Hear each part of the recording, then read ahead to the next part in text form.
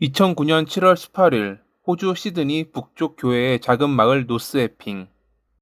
평소 조용하고 평화롭던 이 지역에서 온 국민을 충격에 빠뜨린 사건이 발생했습니다. 이날 아침 민 린과 윤 린이 운영하는 편의점이 열리지 않았다는 전화에 이를 이상하게 여긴 민 린의 동생 부부는 그들 가족의 집을 찾았습니다.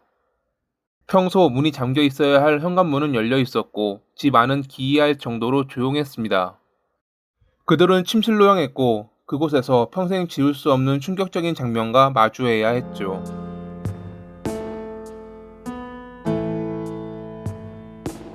중국에서 대학에 다니던 중 호주에 왔다가 매료돼 아예 이민을 왔던 민과 윤은 근면하기로 유명한 사람들이었습니다. 민은 엔지니어로 일하며 가족을 부양했고 윤은 전업주부로서 새 아이를 정성스럽게 돌보았죠.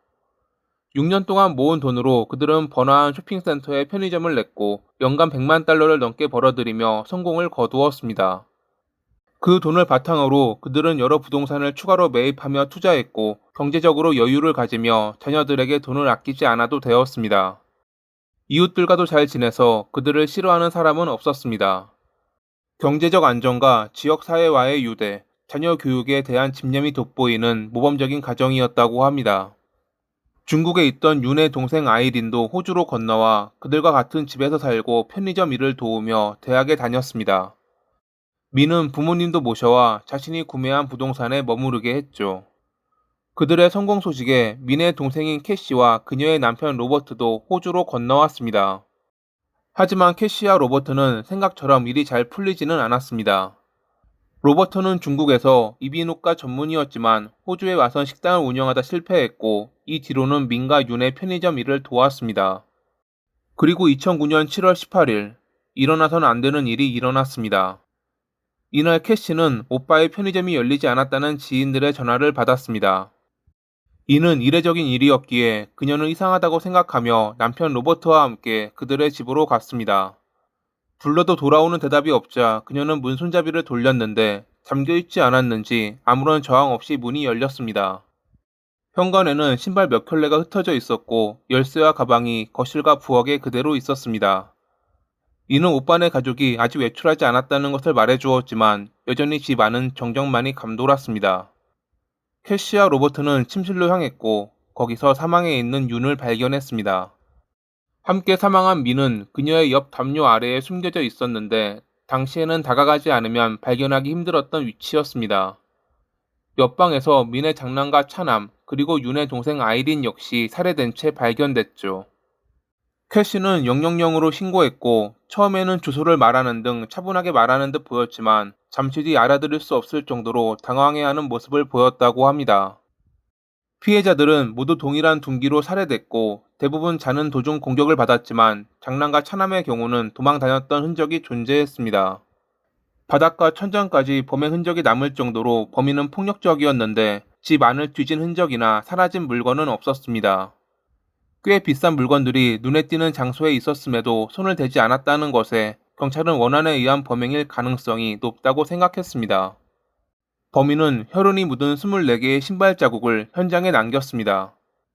확인 결과 A 메이커의 단종된 제품으로 남은 흔적으로 모아 8.5에서 10.5 크기로 판명됐습니다.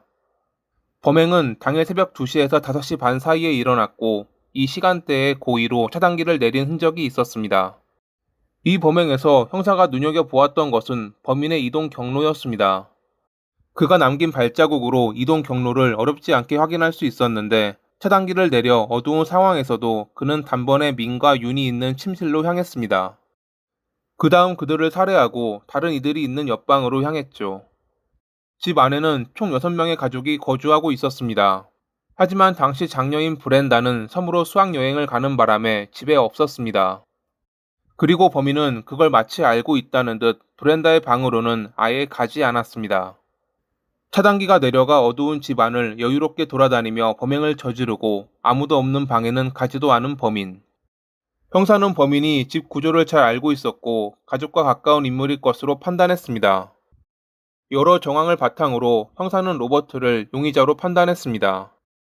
그는 앞선 조건들을 모두 충족했고 사건이 일어난 뒤 유일한 상속자인 브렌다의 후견인을 자처했던 인물이었거든요. 사건 이후 유산을 그가 맡아 관리하게 되면서 이는 명백한 동기로 의심받기에 충분했습니다. 그가 그들의 부동산을 정리하는 과정에서 장인 장모를 쫓아냈기에 그 의심은 더욱 짙어졌죠. 또한 그는 담요에 가려져 있던 민을 경찰이 발견하기도 전에 피해자가 5명이라고 정확하게 말했습니다. 하지만 그를 범인과 연관짓기 위한 증거가 부족했습니다.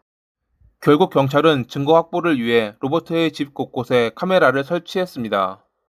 원래 호주 역시 알리지 않고 설치한 카메라나 녹음 장치는 일반적으로 불법이라 법정에서 증거 효력이 없습니다. 하지만 법원이나 판사의 영장 발부, 심각한 범죄에 대한 수사 목적, 다른 수단으로 증거를 얻기 어렵다는 점이 입증될 때는 예외를 둡니다. 이러한 절차를 통해 설치된 것들은 법적 증거로 인정되는데 이번에 그들이 로버트의 집에 설치한 것 역시 법원의 허가를 받은 것이었습니다. 이 무렵 형사는 중요한 정보를 캐시에게 흘렸습니다. 범인이 신었던 신발이 A 메이커의 단종된 제품이라는 것이었죠. 그리고 이날 저녁 로버트는 캐시가 보는 앞에서 신발 상자를 찢은 뒤 화장실 변기에 흘려보냈고 그 모습이 카메라에 모두 찍혔습니다. 그가 찢은 신발 상자는 A 메이커의 단종된 제품이었습니다. 그의 신발 사이즈는 9.5였고요. 이를 증거로 경찰은 그의 집을 수색했고 차고에서 민의 가족 4명의 DNA가 섞인 얼룩을 발견할 수 있었습니다. 2011년 5월 5일, 사건 발생 2년 만에 로버트는 체포됐습니다. 그는 그들이 소설을 쓰고 있다며 무죄를 주장했고 캐시 역시 남편이 절대 그럴 사람이 아니라며 그의 결백을 믿었습니다. 변호사는 로버트에게 범행 동기가 없고 혼자서 5명을 살해할 수 없다며 여러 차례 보석을 신청했지만 모두 기각됐습니다. 2014년 5월에 열린 재판에서 검찰은 기존의 증거들과 더불어 그가 범행을 고백했다는 동료 수감자의 증언을 증거로 제시했습니다. 동료 수감자는 감형을 조건으로 다음과 같은 증언을 했다고 합니다. 보안 카메라가 없는 할인점에서 현금으로 망치를 샀고 아내를 진정제로 재운 뒤 범행을 저질렀다고 하더군요. 검찰 측은 그의 범행 동기가 사업 실패로 인한 질투와 브렌다에 대한 왜곡된 집착이라고 주장했죠. 브렌다는 후견인이 된 로버트가 자신을 집으로 데려간 뒤 성적으로 괴롭혔다고 증언했거든요. 검찰 측은 로버트가 처음부터 그녀가 없는 날을 노린 것도 이 때문이고 자신의 욕망 때문에 범행을 저지른 것이라 주장했습니다. 변호 측은 모든 것이 검찰의 억측일 뿐 그가 범인이라는 명백한 증거가 없다며 반박했습니다. 2016년 6월에 배심원단은 11대1로 유죄를 판결했고 2017년 1월에 재판부는 5건의 살인 혐의에 대해 각각 종신형을 선고했습니다. 로버트는 항소했지만 기각됐고 지금도 여전히 결백을 주장하고 있습니다. 캐시 역시 남편을 믿고 있죠. 브렌다는 재판 내내 신원이 공개되지 않았지만 20대가 된 뒤 가족의 이야기를 세상에 알리겠다는 뜻으로 언론사와 인터뷰했습니다. 이제 자신은 대학에 들어갔고 첫 아르바이트도 했으며 운전면허도 땄지만 이런 기쁜 순간을 함께 나눌 가족이 없어 마음이 아프다는 브렌다. 가족을 잃었지만 여전히 그들이 곁에서 자신을 지켜보고 있다고 믿는 그녀에게 앞으로는 행복한 일들만이 가득하길 바라며 이만 마칩니다.